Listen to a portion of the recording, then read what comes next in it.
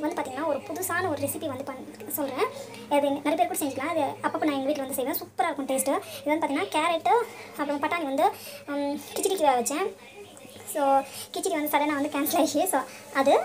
So பட்டாணி அந்த இது கேரட்டு இது வந்து பட்டாணி வந்து பார்த்திங்கன்னா காலையில் வந்து பாயில் பண்ணேன். ஸோ அது வந்து பார்த்திங்கன்னா யாருமே சாப்பிடல. ஸோ இது இருந்தாக்கா அப்புறம் நாளைக்கு வந்து தேங்காய் போட்டு வாசி ஸ்பாயில் ஆகிடும். ஸோ இது வந்து பார்த்திங்கன்னா அப்படியே சாப்பிட மாட்டேன்னு சொன்னாங்க. இது வேஸ்ட் பண்ணக்கூடாதுன்னு சொல்லிட்டு இது வந்து கத்திரிக்காய் இது 3 போட்டு தான் ஒரு ரெசிபி வந்து ரெடி பண்ண போகிறேன். பாருங்கள் இது வந்து சூப்பராக. ஸோ வந்து ஆயில் போட்டிருக்கோம். நான் வந்து வடை செஞ்சிருந்தேன். அந்த லெஃப்ட் ஓவர் ஆயில் தான்.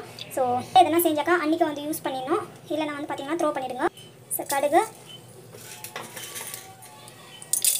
கடலைப்பருப்பு, பட்டாணி, உப்பும் இதில் போட்டிருக்கோம். இதில் வந்து உப்பு போட்டுறதுன்னு வந்து நான் உப்பு எதுவும் போடுறது ஜிஞ்சர் கார்லிக் பேஸ்ட் வந்து ஆட் பண்ணோம். ஸோ நல்லா வதங்கிட்டு இருக்கும். டமாட்டோ வந்து ஆட் பண்ணோம். ஸோ நல்லா வந்து வதக்கிட்டுக்கோங்க. இதுக்கு கத்திரிக்காய் வந்து நான் வந்து உப்பு ஆட் பண்ண பார்த்திங்க பார்த்திங்கன்னா இதெல்லாம் வந்து உப்பு இதை லாஸ்ட்டில் தான் வந்து நல்லா வெந்து பத்தில் தான் ஆட் பண்ணுறேன். ஸோ இப்போ வந்து பார்த்திங்கன்னா இது வந்து நல்லா வந்து பாயில் ஆகும். ஃப்ரை பண்ணிக்கலாம். இப்போ ஸோ மிளகாத்தூள் வந்து ஆட் பண்ணோம். நல்லா வந்து வதக்கிட்டுக்கோங்க. லாஸ்ட்டில் வந்து பார்த்திங்கன்னா நல்லா வந்து வெந்து லாஸ்ட்டில் வந்து வச்சுக்கலாம். ஸோ இப்போ வந்து பார்த்திங்கன்னா இது வந்து இது க்ளோஸ் பண்ணி வச்சுருங்க. ஒரு 4 to 5 விசில் வந்து இருக்குது. நம்மளுக்கு வந்து பார்த்திங்கன்னா சூப்பராக வந்து பொரியல் ஆகிடும். பார்க்கலாம். ஸோ வந்து பார்த்திங்கன்னா பிரச்சனை இருக்குது. ஸோ இது 10 to 15 minutes இருக்குது. நம்ம வந்து ஆஃப் பண்ணிடலாம்.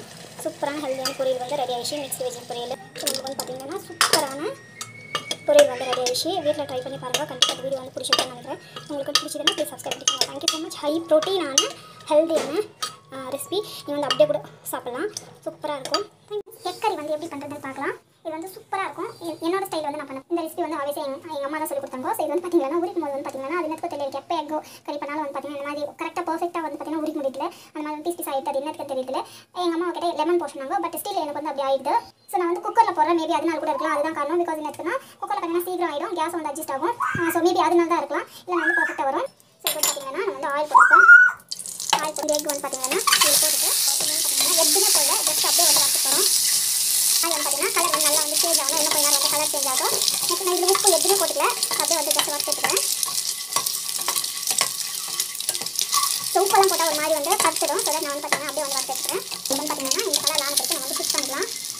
ஸோ இதில் வந்து பார்த்திங்கன்னா கொஞ்சம் ஆயில் வந்து போட்டுக்கோங்க. ஆயில் நல்லா காய்க்கும். கடுகு சீரகம் லைட்டாக வந்து கடலைப்பருப்பு வந்து ஆனியன் உப்பு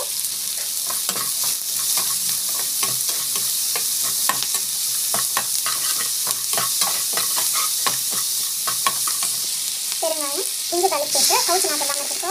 ஸோ இது வந்து நல்லா வந்து வதங்கணும். ஸோ இந்த ஸ்டேஜில் டமாட்டோ வந்து ஆட் பண்ணிக்கலாம்.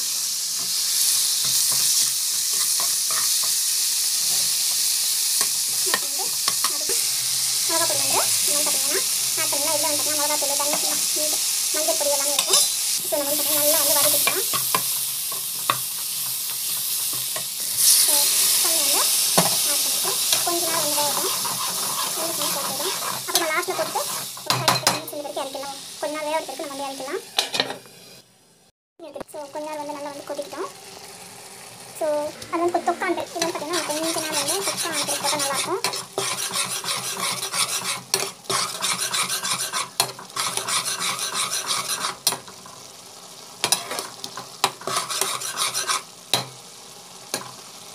ஆல்மோஸ்ட் வந்து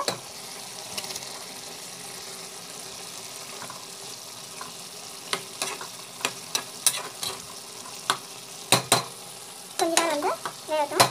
நம்ம வந்து பார்த்திங்கன்னா ரெண்டு ஸோ யூஸ்வலி வந்து பார்த்திங்கன்னா எக் கறி வந்து எங்கள் அம்மா சமைப்பு. ஸோ இந்த மாதிரி நம்ம வந்து முட்டை அப்படியே போடுறப்போ ஒரு எக் வந்து உடச்சி விட்டா அந்த டேஸ்ட் வந்து சூப்பராக இருக்கும் அப்படின்னு சொல்லிட்டு ஆக்சுவலி பார்த்தீங்கன்னா யூஸ்வலி நான் அப்படி தான் பண்ணுவேன்.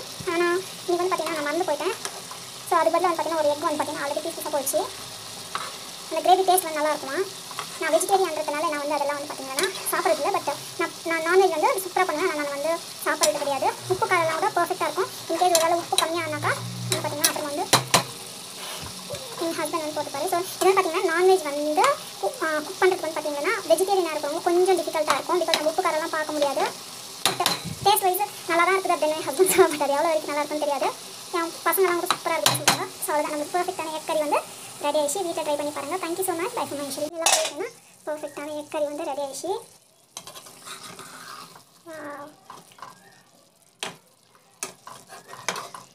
சூப்பரான எக் மசாலா கிரேவி.